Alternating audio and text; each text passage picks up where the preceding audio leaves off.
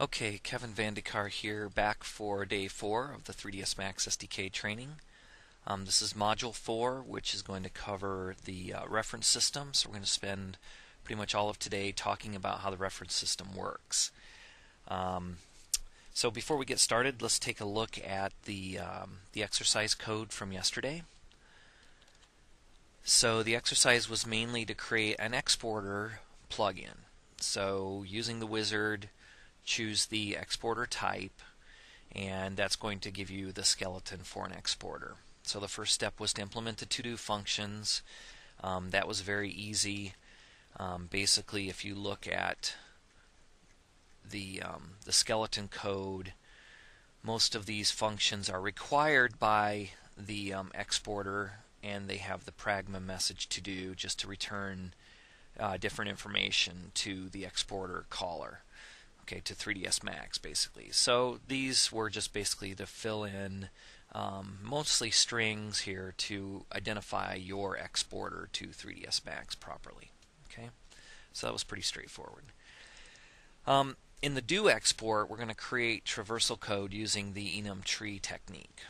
Okay, so you should have found your do export, and in my case, I'm also implementing the inode methods. So I have a switch here that basically is based on a toggle in the user interface in the panel for the exporter that says to use inode methods or the iscene enumerator.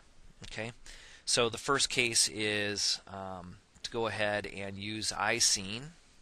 Okay, so the first thing we have to do is we have to get a pointer to the scene, and that's off of an interface versioned at 7.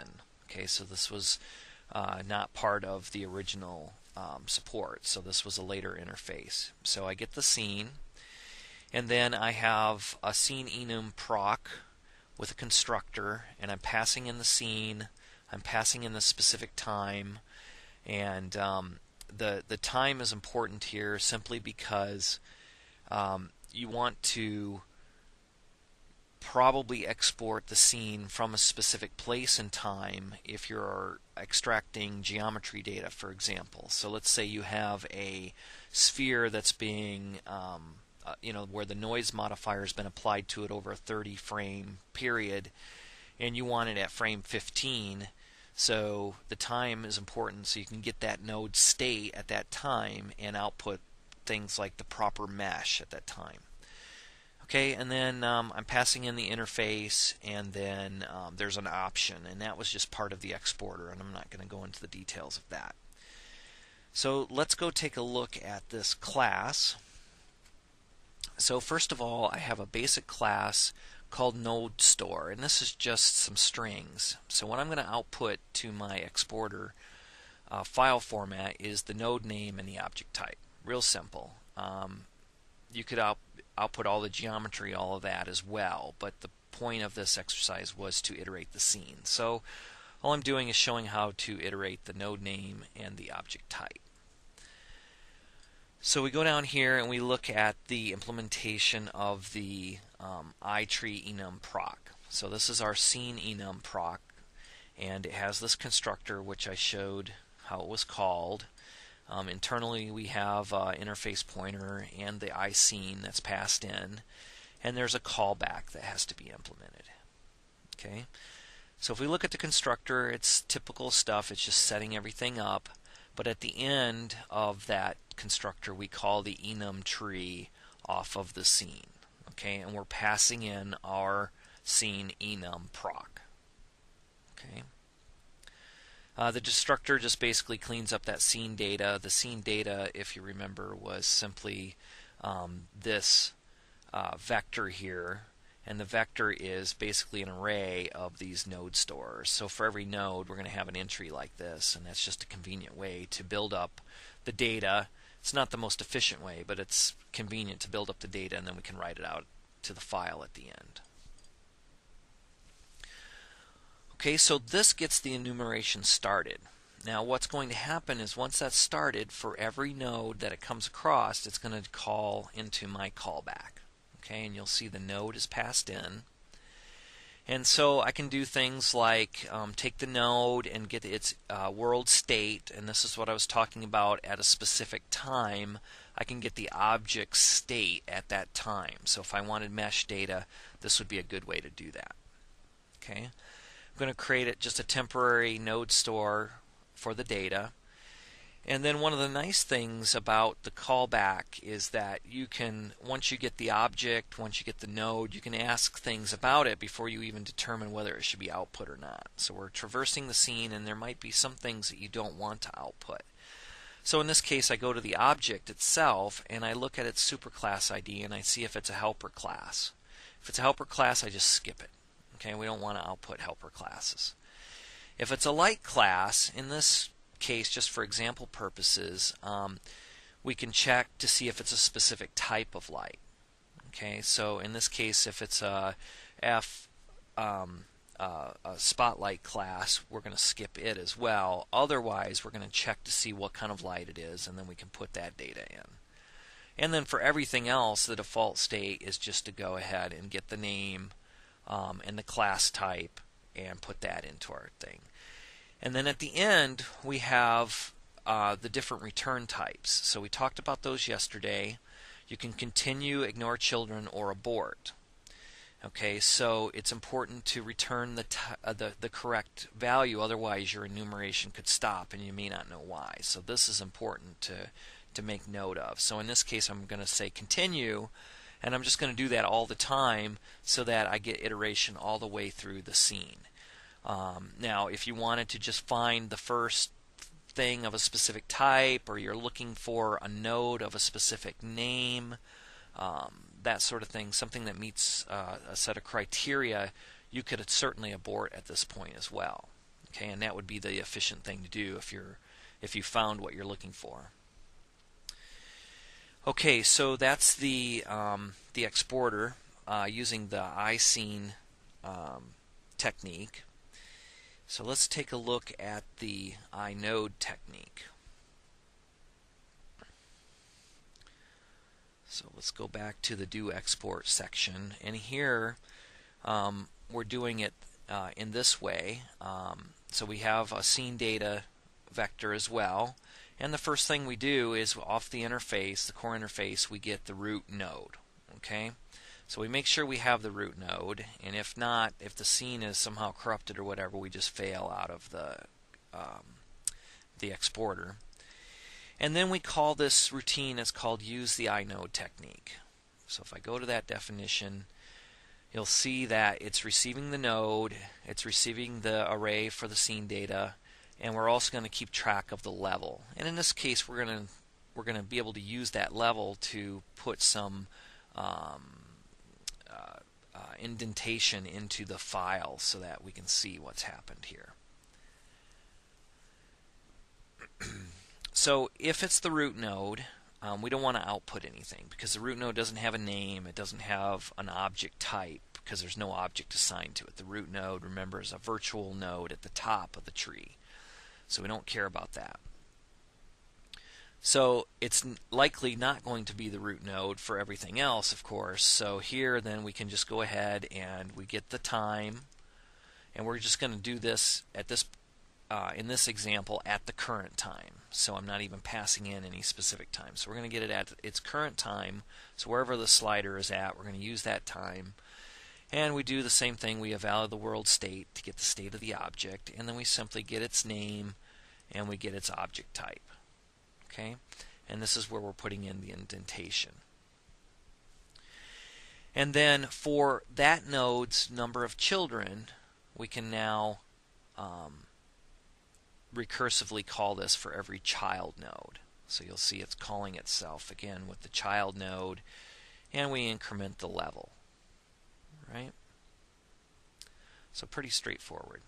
And the last thing we do is we write the file, and this is just, I'm using the std OF stream and basic ASCII file format. Alright, hopefully you didn't have too much trouble with that, so let me know if you did have any problems, and I can help you with that. I hope it was an interesting exercise.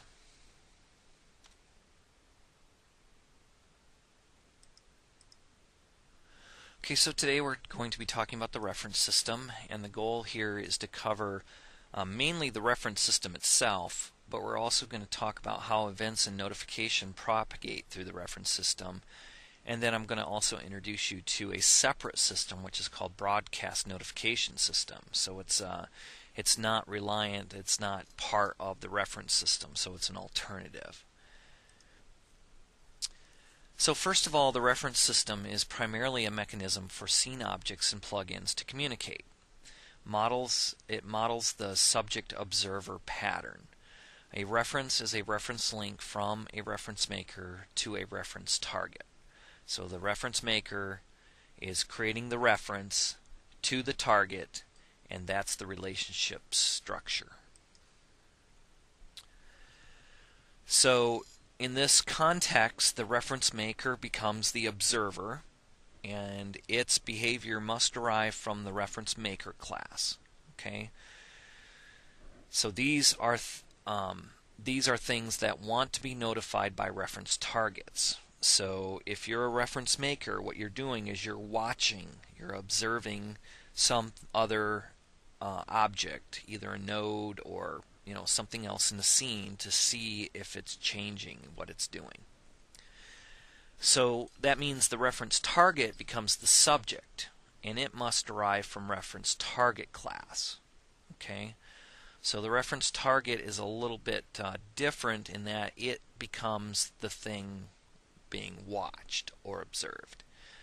So of course all subjects can also be observers. So in this case, the way the hierarchy works is reference target derives from reference maker. Okay, so let's take a quick look at the documentation for this. The nice thing about these classes is that they're fairly well documented. So first of all, I would encourage you to take a look at the documentation for these classes that are part of the reference system, because there's tips and tricks, and it's explained quite well in the documentation. So if you take a look at reference target, you can see there's the derivation hierarchy from reference maker.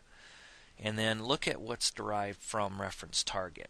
So we've got base object, we've got the controls, we've got the inode, iLayer, materials, the material libs, renders, node tracks, text maps, sounds. So essentially everything is derived from reference target. And what that means is everything in Max can be observed. Okay? Now the reference maker is derived from animatable. Okay? And you can see that animatable is one of the top level classes. So pretty much everything in the system is a reference maker and a reference target.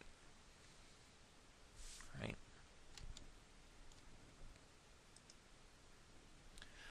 So now let's talk about the three kinds of references. The first one is called a strong reference, and this is the most common type. It's basically adding ownership to the subject-observer relationship. So there's this sense that the observer now owns the subject in terms of its existence, its lifetime. So it says here, when a strong reference exists between an observer and its subject, the subject is considered to be owned by the observer. So this type of reference is used by 3ds Max to manage the lifetime of the scene objects. Alright, so this is where 3ds Max has its own management system to basically delete things when they're no longer being used. So in this case, 3ds Max will prevent the deletion of reference targets, except nodes, that's a special case, when a strong direct reference exists to it. And then when a reference target has no more strong direct references to it, it will automatically be deleted by 3ds Max. The next type of reference is considered a weak reference, and this is used to model a simple observer-subject relationship. So a reference maker that depends on a reference target, but it can properly function without it. So this is considered a weak reference, and that's the type that you should use by default. So it's not going to prevent a reference target from being deleted, and when the reference target is deleted, the dependent reference maker is notified. And then there's indirect references. So this is similar to a weak reference, but it prevents the propagation of messages sent down the chain. So it will prevent the message being sent from the reference maker to the reference target and to other observers of that target. So the purpose of this is to make sure we prevent loops and to model this reciprocal subject-observer relationship between scene elements. So to go into the details of reference makers, so basically most plugins are reference makers. They're used to observe, and they derive from the reference maker class. Now what you're going to see is that 3ds Max plugins use multiple inheritance. So in the case of, let's say, a utility object, you would also add a derivation from reference maker. So this is a system that manages its observed reference targets via the member variables, and you basically set up the reference variable yourself, what you're going to reference. So if it's a node, you'll have an instance of a node in your class. And it should be initialized to null in the constructor. And this is just to prevent Max from, when it calls into you and says, let's say, get reference for 0, and let's say you haven't even initialized your reference yet to point to a node that's actually in the scene. If Max sees that that node variable is not null, it's going to assume it's pointing to a node. And so this is why it's very important to make sure you null things out when they're truly null, just to prevent problems with how Max calls you. So reference makers must implement these methods. Notify ref changed. This is called by Max when a reference target has sent a reference message. Notify dependence is used if the plugin wishes for its dependents to be notified of the same message. So basically you're going to call on itself. Number of references is used to tell the number of references your plugin has to Max. So if you're making references to 2 nodes, you would return 2 in this case.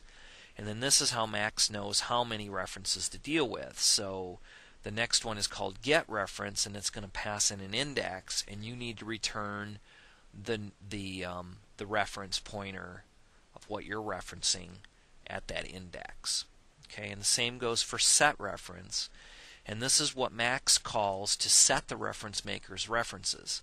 So Max is going to call this, and you should never call this method directly.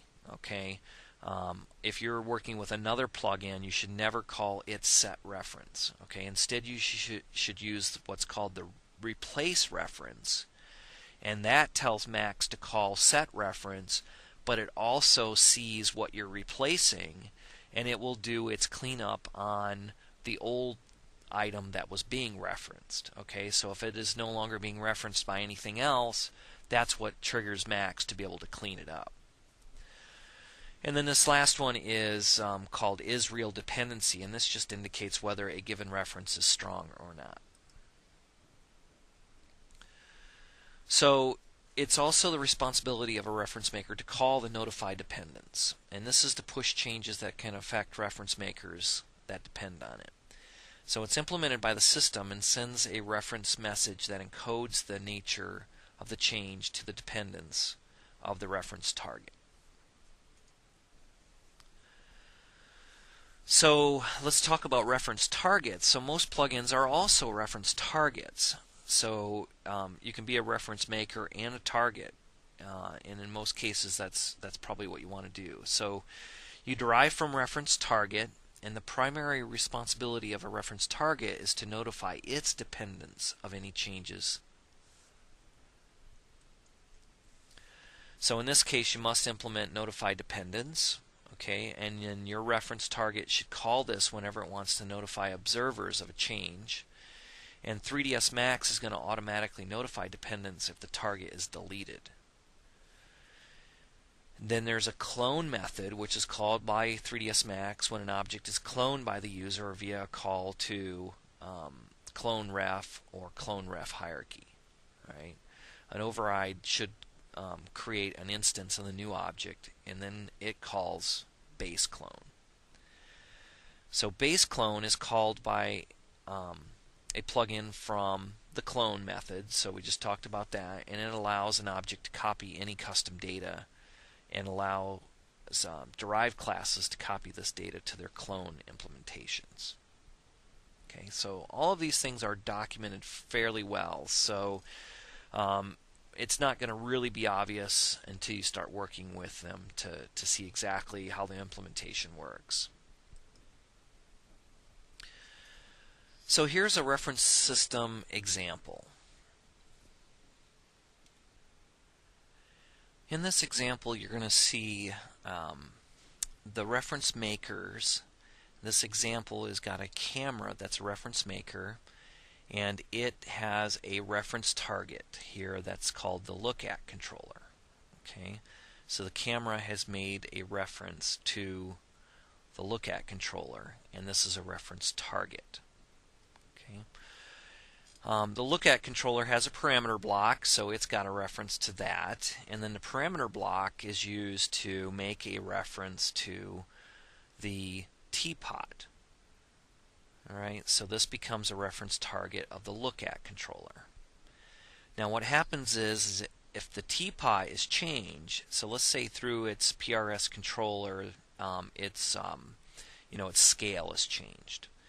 So the teapot is going to see that change, and it's going to notify its reference makers of the change. And so you're going to see the red line here represents the messaging. So the parameter block is going to get messaged, the look at controller, and then ultimately the camera itself. All right, so it's a pretty simple example, but it does show how two seemingly unrelated things, the look at controller on the camera and the teapot, which lives in another place in the scene, can be linked together. So let's take a quick look at creating and changing references. Okay, so let's switch over to Visual Studio. I've got a class called example refsys, and it's derived from utility object and also reference maker. So now that we're derived from reference maker, we have to implement certain things, and what this means is we are going to make references to other things. So we are going to be the observer of some subjects. Okay, in this case, the example is just going to be observing a single node. Okay, and so here's the node that I'm going to observe. So to implement the reference maker, I need to implement the number of refs. In this case, it's going to be 1. The get reference, set reference, and notify ref changed. So let's take a look at those. So here I have num refs returning 1, which is what you would expect because I have 1 reference. Get reference, because we don't have any more than 1, we can just return the node. So this is the index being passed in, so if we had told 3ds Max that we had multiple references, then we would have to switch to determine which reference 3ds Max wants. Okay. And then set reference. So the index of the reference being set is passed into us, so we're not calling this, we're just implementing it. Okay, and the reference target that is being assigned. So what is being told to us to reference now? So we can switch to just show this as an example. So we're switching on 0 being the node. We only have the 1 reference. And we need to then take the target that's being passed in, and we need to cast it to the type so we can store it in our variable. So we do a dynamic cast just to be safe on it, and that should give us back a node in this temporary variable. So we double check to make sure it is, and then we do the assignment. So you can see here that the p target, which we've cast into a node in this temp variable, is now assigned directly to our member variable. So that's our reference. And we can do some other things. So in this case, we update the user interface. And if there is a problem, then we can do something else. Okay.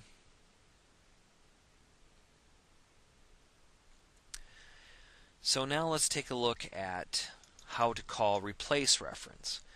So when we want to set up the reference, instead of calling set reference, we call replace reference. So in this case, we're looking for nodes that are selected at position 0 in the selection set. So if we have a selection set that's got more than 0 selected, then we call replace reference, and at index 0 we only have the 1. We can then say replace reference with the node at 0. So this call here returns the node that's in the selection set first slot. Alright, and if we don't have anything selected, so then we remove the node from the reference, so we call it with null. Okay, as soon as we call replace reference, Max is going to then call us for the set reference, and that's where this work takes place.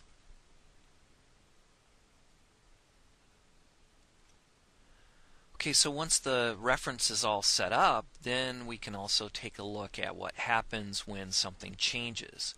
So that's where the notify ref changed method comes into play. So it's going to be called by 3ds Max. It's going to pass in an interval, but this parameter is not being used at the moment. It's going to pass in the reference target handle, okay, and this is telling you which reference is notifying. It's the actual reference itself, and so you'll need to check to see which one is actually notifying you before you act appropriately for that reference. And then some additional information is this thing called the part ID, and then the ref message itself. So the ref message defines what changed on that reference, and then part ID can provide additional information. So here we look to see if it's our node. So hTarget, we basically just see if they're equal, and if they are, okay, it's our node that's notifying us. So then we can go and access the node directly if we want and do something. In this case, we're just going to output some information. And then we check the message to see what changed, and we can handle that message appropriately. So in this case, we're handling ref message change and ref message node display prop changed. Okay. And then in the case of the display prop changed, we're going to go and get a little bit more information from the part ID. We can check to see, oh, was it the part display prop is hidden? That was the aspect of the display prop changed. Okay, so we can get some more details. Now all of these codes are in the ref.h header file. So in the reference guide, all of these different definitions are documented. So in the case of that ref message node display prop changed, you can see here's all the part ID descriptions that will notify you of different aspects, and they are flagged so they can be combined. So in this case, for example, if it is hidden and it is frozen, you would be notified of that. The ref messages themselves are also documented pretty well, so you can see all of those things listed here with a description in a nice way. So when you're looking at them in the header file, the documentation is in line, but it's a little bit harder to navigate around and click. So I would encourage you to take a look at that. And while we're here, let's just look at all of the different types of ref messages that you can receive. So there's a very big list. So I just want to show that there's just a number of things here that you can check in terms of changes that take place in the reference system. So we have target deleted, mod app deleting. In some cases, you'll see that they're used internally, so those are probably not going to be sent to you. Ref message change, and this is a big one. If something changes on, let's say, the node that you're looking at, this one's going to be sent, and it's going to be sent in a bunch of ways. So, for example, if you're dragging an object, changing its position, you're going to get this one sent to you a bunch of times.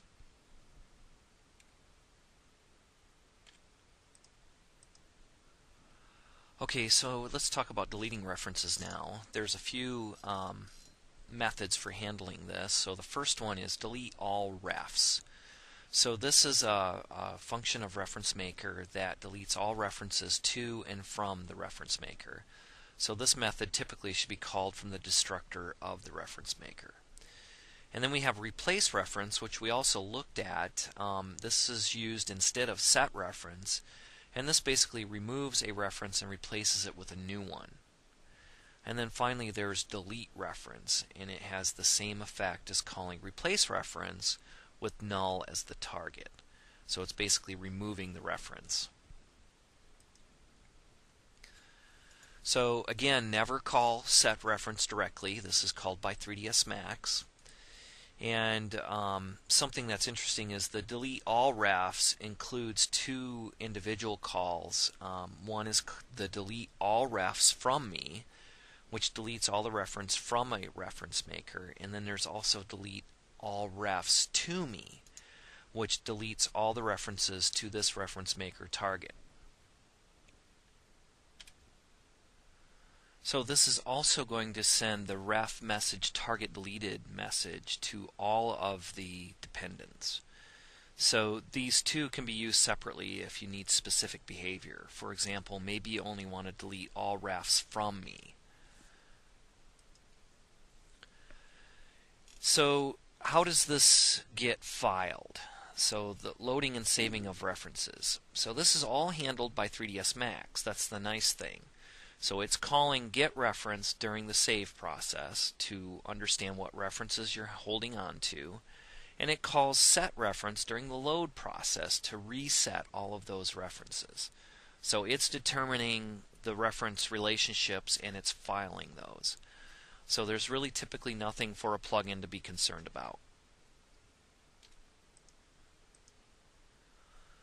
So let's talk about the high-level idea of lifetime management. So first of all, the golden rule is never use the delete operator directly on a plugin instance or any instance of classes that are derived from animatable, reference maker, and or the reference target classes.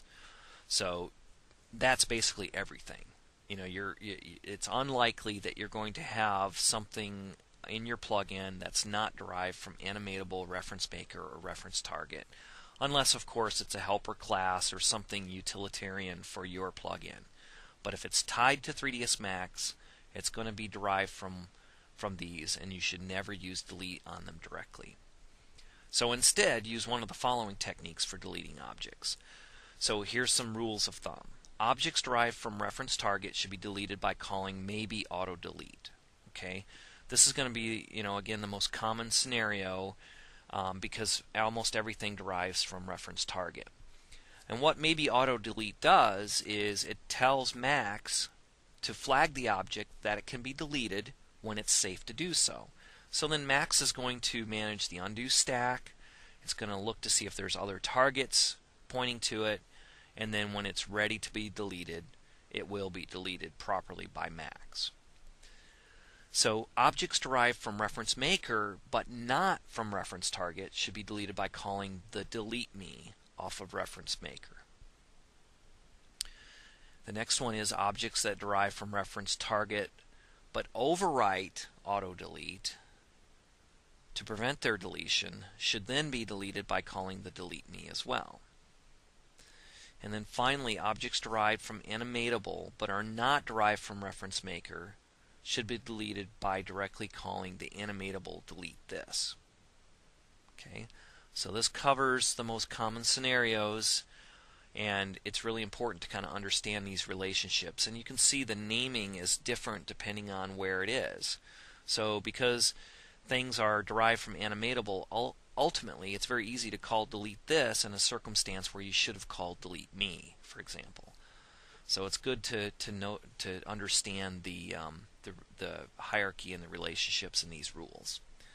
So finally, when an object is deleted via this common technique of using maybe auto delete or the delete me, all of the dependents are notified and the references are deleted and undo is handled properly. So this is where I said 3ds Max internally flags things for being deleted, and then it manages those objects end of life, basically.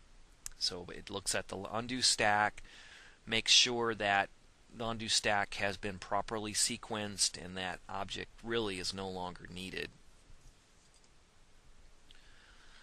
So this brings us to some rules of thumb for using the reference system safely. So first of all, this presentation, the rest of this presentation for the safe using of the reference system was provided by Chris Johnson, and he works in the 3ds Max engineering team. He's been in QA, but now he's actually one of the main programmers, so he's got a long life with engineering and understands the reference system very well. So the first thing to ask is, why is this important? Why do we spend so much time talking about the reference system and how to safely use it? Well, first of all, it's the system most likely to crash if you use it incorrectly. If there's a dangling pointer to a reference that no longer exists, bang, 3ds Max is going to crash. It's probably going to generate the customer error report dialog, the SIR dialog, and when the user pushes the button to send that report to Autodesk, we have to analyze it. And if it comes from a third-party plugin, it's not until after we do the analysis on it that we actually understand that, well, that probably wasn't our problem. It was someone else doing referencing in the reference system, and it caused the crash. So this is one of the high failure rates within 3ds Max, is the reference system being used incorrectly by third-party plugins. So it is used extensively in the core of 3ds Max. It's a very complicated system, as you've seen already. It's got a lot of rules, and the sequence, the way things work is somewhat complicated, and it's closely tied with the undo system. So this is how undo can be managed within your plugin just by simply implementing the reference system correctly. So the first rule is to understand the reference system, and we're going to just review the high-level concepts here. It implements the observer pattern, it implements reference counting for memory management, and it includes this reference messaging system. So if you don't understand these basics, you're probably going to get in trouble.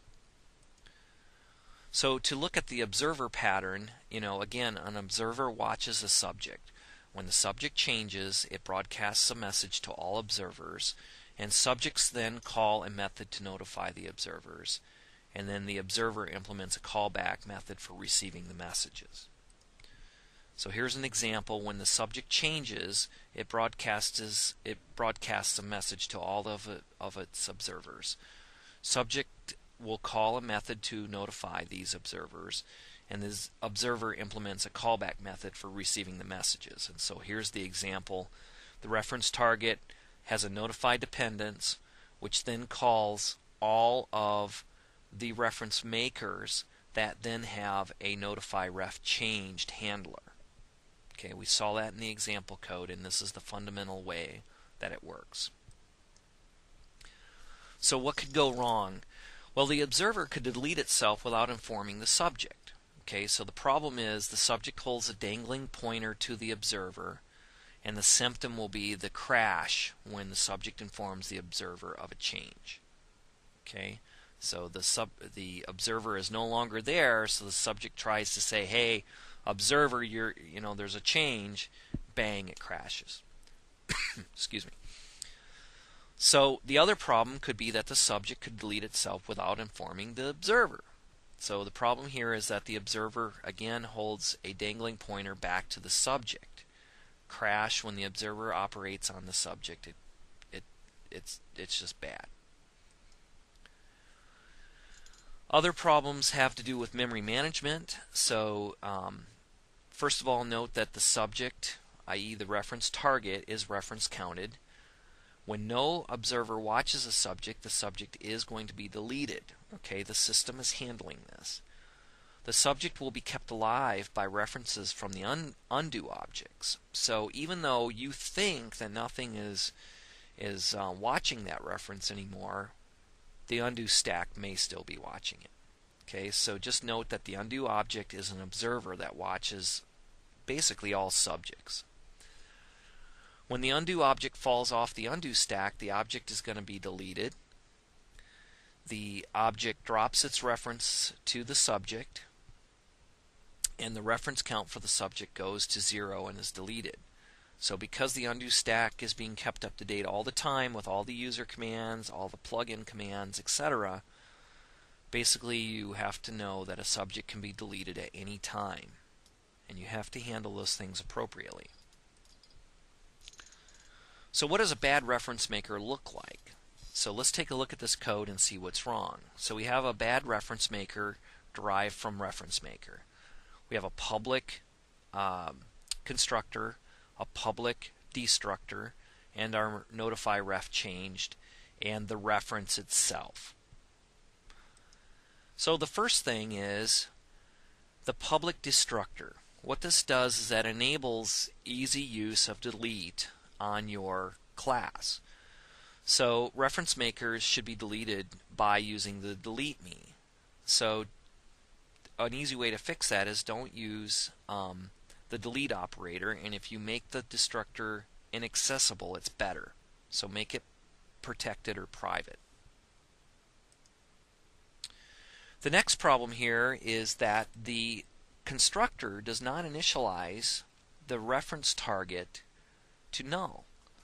So there's no way that this target can be checked with security to ensure that it's null when this class is initialized. So get in the habit of anything that's going to be a reference target should be nulled. And then the destructor does not clean up properly. So it should at least call delete all refs from me in its destructor. Now it could be delete all refs as well. So the fix is to make sure you do the deletion here properly in your destructor. And then the last one here is in the notify ref changed. We're not nulling out the pointer to the reference target when it's deleted. Okay, always null the pointer when receiving a target deleted message.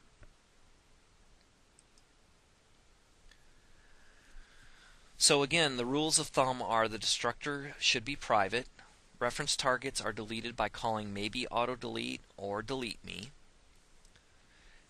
And just to clarify, it's the maybe auto delete on reference target and the delete me on reference maker. The destructor should also call delete all refs to me at a minimum. Now you could be delete all refs as well, and that would be fine. Never use the delete operator. Can't say that enough. And reference makers should not watch reference targets after the notify system shutdown has occurred. And we're going to talk about the separate notification system in a minute. So some other common mistakes are basically holding an array of reference targets. So with the undo system, this can have pretty bad results. So if you, for example, are using the tab with a table of inodes, you're going to have some trouble. Excuse me. Calling set reference directly on your reference maker class, in your reference maker class. So we talked about that already. Use replace reference instead. And then accessing your reference target pointer before making sure it's still valid. Okay, so you should always check for null on your reference target. And then some ways that you can use this safely is one technique is called use the anim handles to verify the reference target is alive, and I'm going to show you that in a minute. And then alternatively, you can also use the broadcast notification messaging system in notify.h. So this is a different way for messaging to occur in Max, and it's always safer, but it's not as powerful. So it just depends on what you need. So the reference system's messaging system is very powerful, but it relies on the reference system, of course. So this broadcast notification is a global broadcasting system, and it works a little bit differently. So first of all, to look at the anim handle test technique, so you can see here this is a function from their test suite that engineering uses. And what they do is they use anim handles to determine if their targets are valid or not. So here they get the target right off the bat, get the handle by anim. Okay, so they've now got an anim handle. So these anim handles are assigned in the constructor of animatable, so it's a unique identifier. It's added to a map with the handle being the key and the pointer being the value, so the pointer to what it really is. So when an animatable pointer are destroyed, the pair is removed from this map. So it's kind of a separate key that keeps track of the real values. So anim handles are used all over the place in the engineering team's internal unit testing, and it's a good technique for you to use as well if you want to double check and make your system really stable. So in this code you can see they get this handle, and then they do a whole bunch of, actually let me go back one, they do a whole bunch of replace reference, get reference, has dependence, check the dependency count, doing all sorts of tests on it. And then at the end, notice here how they use the get anim by handle to check again to see if the reference target is still valid. Okay? If the function returns null, then the target can be deleted safely. Okay, so it's just kind of an interesting technique to double check that your references are stable. So this might be something you would implement in your unit testing. And finally, I'd like to talk about this alternative way of receiving messages. So it is an alternate notification system, and it's not part of the reference system. So it's independent, and a lot of people view this as a much safer way. So it basically uses a simple callback to handle certain events. And here's some examples of the things that you can be notified of. System units changing, system time changing, file reset, file new, and there's just a huge list of things that can be looked at. So the way it works is basically you register for a notification, and then you have a callback that you've registered that handles the notification, and then when you're done with it, you unregister it. And I would encourage you to get in the habit of being concerned about performance, so that when you register the notification, it's in the context of your plugin needing it. So you don't register it on the global startup of 3ds Max unless you always want to be notified of the changes. So you have to think of the context of which you want to be notified and register and unregister appropriately. And this header file called notify.h, it basically contains everything you need, and I'm going to show you an example of how the broadcast notification system works. So we switch over here to some sample code. This is one of the older samples in the SDK.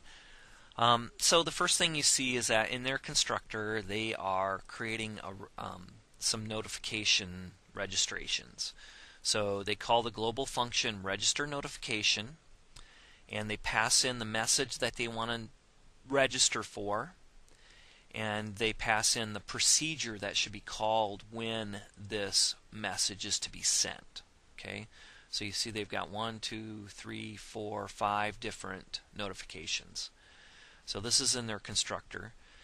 And then when they shut down, they unregister.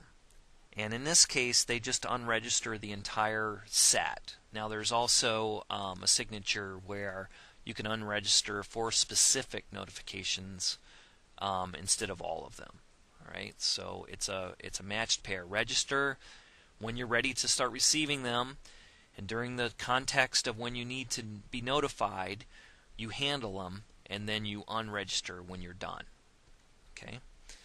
So the handler here is notify procedure, and you can see it's just a void with certain signature, and then they forward this on to a onNotify handler. Okay, so their handler here is then switching based on the code that comes in, what the message is, and they do things based on that. Okay. So notify.h pretty much contains everything that you would need for this system. And again, it is quite well documented. You can see that the messages are well defined here, and there's again a very large list of things that you can register to be notified about. Okay, so this list just goes on and on and on. So I would encourage you to, take a look at all these different ones, just kind of read through it so you become familiar with what's available to you. Okay, so that brings us to the end of the presentation for today. We'll take a look at the exercise in a moment here. I just want to remind you that tomorrow will be another class. It will be the topics are the parameter blocks and the function publishing system.